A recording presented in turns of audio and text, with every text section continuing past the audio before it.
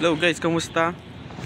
Out lang galing trabaho, and may nagtanong lang sa akin kanina, ano daw ba yung gamit kong power bank, ba daw ang tagal maubos, bakit daw ang daming na i-charge sa cellphone. So pakita ko lang sa inyo kung yung dala kong power bank sa trabaho.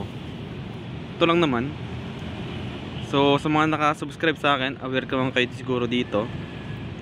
So kinakalas ko siya pag gabi at dinadala ko as power bank, and mukha siyang hindi okay dalhin kasi ganyan nga itsura. Pero kung hindi mo naman concern ang itsura at ang gusto mo lang naman is efficiency, and boy, why not?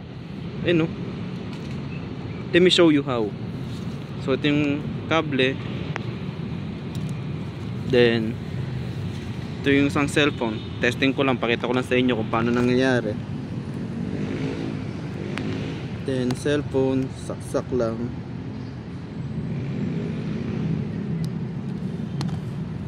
Then kabilang dulo, ito saksak, and voila, charging. So kung ang gusto mo lang naman is malaking capacity, mabilis makapag-charge at maraming may charge, then why not? Portable, maliit lang din siya. Sa bigat nito, 1 hanggang 2 kilo, nakapag-charge ng cellphone. Kung magkakamping kayo, okay to. Pwede ka magdala ng 12 volts na bulb. Ipit mo lang dito, may bumbilya ka na. So ayaw mo pa.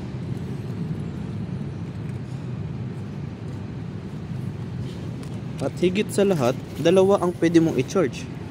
So meron pa isa pang kable.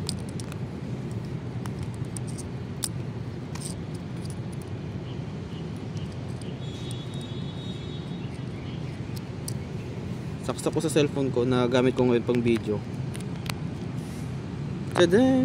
So 2 sila nagcha-charge ngayon. Fast charging pa, malaki pa capacity. Kaya masabi ko malaki capacity nito kasi 12 volts to. Although pares lang sila ng amp size na 5 amps gaya ng 2 cellphone na to.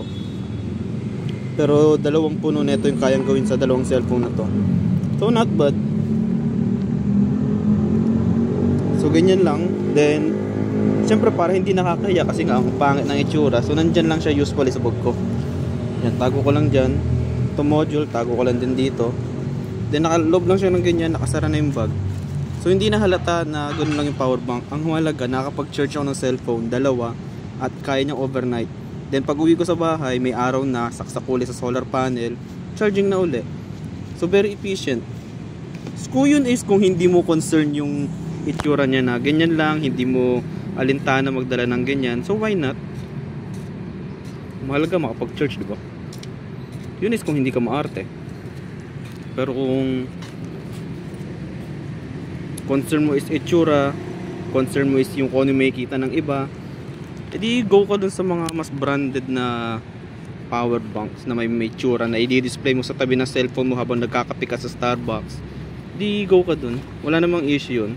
Pero yung kung gusto mo lang naman is efficient na charging na mas mura. Kasi ito bill ko dito 300 something lang. Then module nasa around 60. Then that's it, kable na lang konti. Ayun na, okay na yung pag-charge ko, wala nang problema. So share ko sa link yung Shopee link. Shopee ko lang nabili, and yun na. Ito yung bag ko. Uwi na ako galing trabaho.